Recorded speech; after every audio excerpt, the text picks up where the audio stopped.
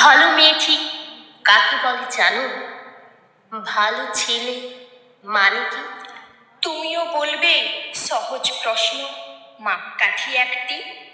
যে মেয়ে পেয়েছে অঙ্কে 100, যে ছেলে ভূগোলেতে সেরা, তারাই তো ভালো, সবাই বলছে হীরের টুকরো এরা। কাগজে ওদের ছবি ছাপা হয়, টিভিতে দেখায় মুখ। ওদের জন্য আমারও তো ভাই আনন্দেতে ভরে বুক। তবু কেন জানো?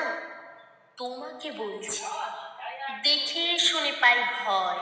শুধু এত এত নম্বর পেলেই কি ভালো ছেলে মেয়ে হয়? আচ্ছা ধরো না, যে মেয়ে পেয়েছে অঙ্কেতে অনেক কম, তার গান শুনে মুগ্ধ সবাই, হাততালি হরদম। ওই যে ছেলেটা পাশ করে গেছে, এবার এও টিনি টুনি। বলতে কি ভাই আমরা অবাক ওর আবৃত্তি শুনে। নাটকেও নেশা আছে খুব, পরের বিপদে ছুটে। পাড়ার তিন্নি বাংলায় নাকি 30 পেয়েছে মোটে। কিন্তু মেয়েটা খেলাধুলোতে 10খানা গাই নামে। সত্যি বলো তো, তুমিও বলবে ওরা কেউ নয় দামি? চাই যে অনেক ইঞ্জিনিয়ার, চাই আরো ডাক্তার, পাশাপাশি চাই শিল্পী, খেলুড়ে, স্নেহময়ী সিস্টার।